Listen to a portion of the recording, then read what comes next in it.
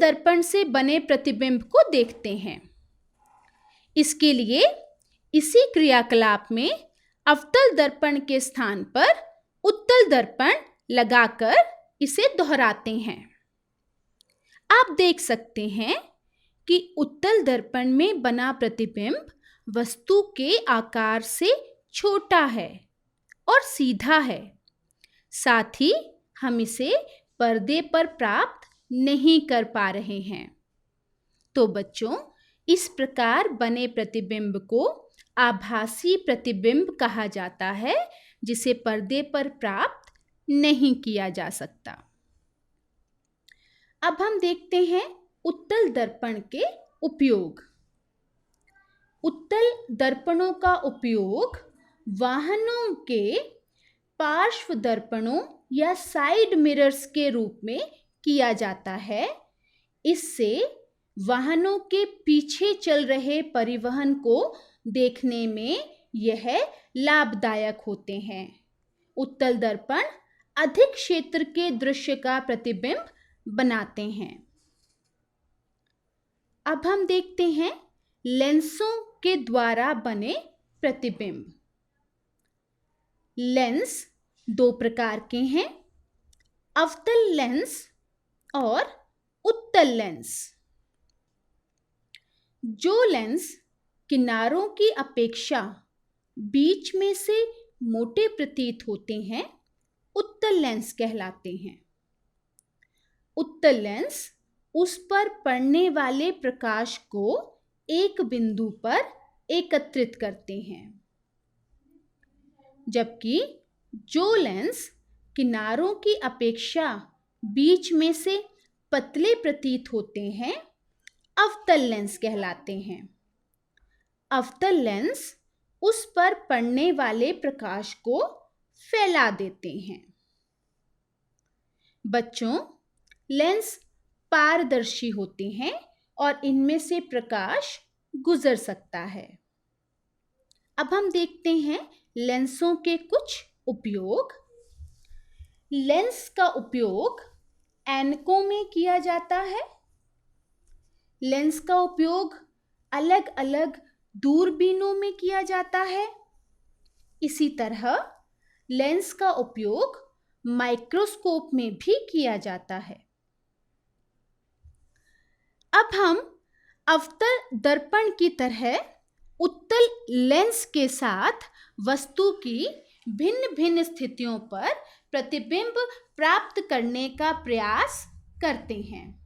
इसके लिए हमें वही सामग्री अर्थात एक लेंस स्टैंड, उत्तल लेंस या कन्वेक्स लेंस, एक मोमबत्ती जिसे हम वस्तु के रूप में उपयोग करेंगे, और एक स्क्रीन जिस पर हम प्रतिबिंब प्राप्त करने का प्रयास करेंगे चाहिए।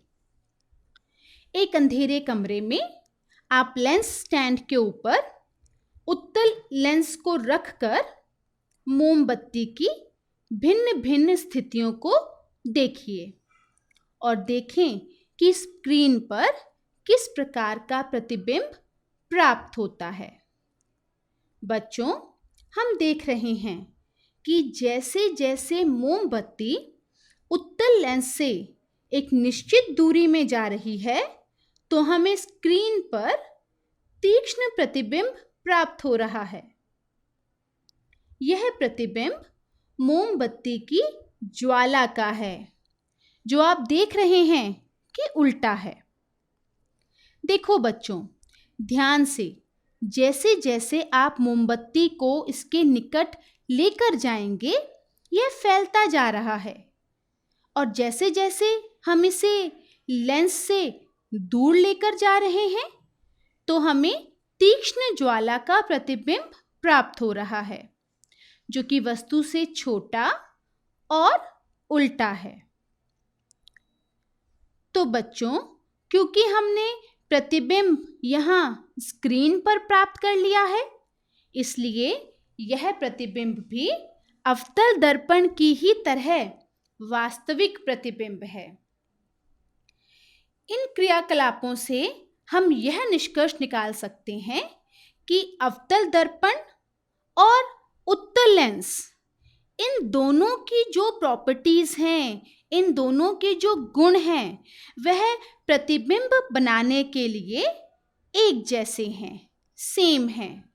दोनों ही में जो प्रतिबिंब बनते हैं वह उल्टे और वास्तविक प्रतिबिंब होते हैं। जबकि उत्तल लेंस में प्रतिबिंब छोटा बनता है और अवतल दर्पण में प्रतिबिंब का आकार वस्तु से बड़ा होता है। जबकि अवतल लेंस के द्वारा बना प्रतिबिंब आभासी होता है, साथ ही सीधा और वस्तु से आकार में छोटा होता है। आइए बच्चों, अब हम देखते हैं कि सूर्य का प्रकाश श्वेत होता है या रंगीन। आपने आकाश में इंद्रधनुष जरूर देखा होगा। इंद्रधनुष अक्सर ही वर्षा के पश्चात दिखाई देता है, जब सूर्य आकाश में क्षितिज के पास होता है। इंद्रधनुष में 7 रंग होते हैं: लाल, नारंगी, पीला, हरा, नीला, जामुनी और बैंगनी।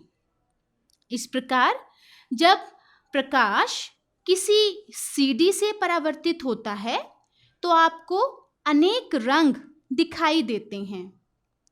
इन अलग-अलग अनुभवों के आधार पर हम ये कह सकते हैं कि सूर्य का प्रकाश विभिन्न रंगों का मिश्रण है। आइए इसकी एक जांच करते हैं। कांच का एक प्रिज्म लीजिए। किसी अंधेरे कमरे की खिड़की के छोटे छिद्र से सूर्य के प्रकाश का एक पतला किरण पुंज प्रिज्म के एक फलक पर डालिए। प्रिज्म के दूसरे फलक से बाहर निकलने वाले प्रकाश को सफेद कागज की एक शीट पर या सफेद दीवार पर गिरने दीजिए। आप इंद्रधनुष जैसे ही रंग यहाँ भी देख पाते हैं।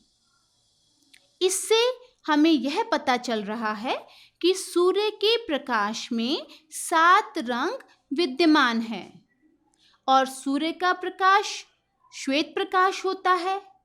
तो क्या हम इन 7 रंगों को मिलाकर श्वेत प्रकाश प्राप्त कर सकते हैं? चलिए इसे जानने का प्रयास करते हैं। एक वृत्ताकार यानी कि गोल डिस्क लीजिए। इस डिस्क को 7 खंडों में 7 भागों में बांट लीजिए। इन 7 भागों को इंद्रधनुष के 7 रंगों से रंग लीजिए। डिस्क के केंद्र पर एक छोटा सा छिद्र बनाइए और डिस्क को एक बॉल पेन की रिफिल की नोक पर ढीले से लगाइए। सुनिश्चित कीजिए कि डिस्क स्वतंत्रता पूर्वक घूम सके, घूर्णन कर सके। डिस्क को दिन के प्रकाश में तेजी से घुमाइए तो आप देखेंगे कि सभी रंग आपस में मिल जाते हैं और डिस्क हमें श्वेत यानी कि वाइट प्रतीत होती है। इस डिस्क को न्यूटन की डिस्क कहा जाता है। चलिए रिक्त स्थान भरते हैं। मुझे उम्मीद है कि आपको इनके उत्तर आते होंगे। पहला, उत्तल लेंस वस्तुओं को रिक्त स्थान करके दिखाता है। क्या करके दिखाता है? जी हाँ, उत्तल लेंस वस्तुओं को बहुत बड़ा करके, आवर्धित करके दिखाता है। इसीलिए उत्तल लेंस का उपयोग आवर्धक लेंस के रूप में भी किया जाता है।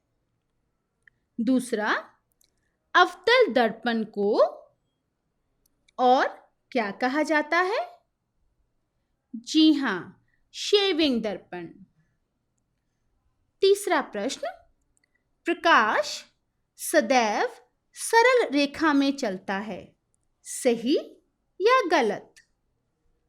जी हाँ, बिल्कुल सही। प्रकाश सदैव सीधी रेखा में, सरल रेखा में चलता है। चौथा प्रश्न, वास्तविक प्रतिबिंब को पर्दे पर प्राप्त किया जा सकता है, सही या गलत? बिल्कुल सही।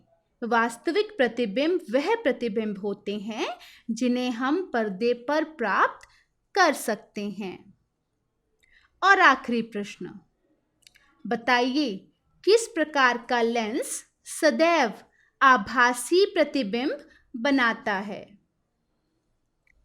जी हाँ, अवतल लेंस सदैव आभासी प्रतिबिंब बनाता है।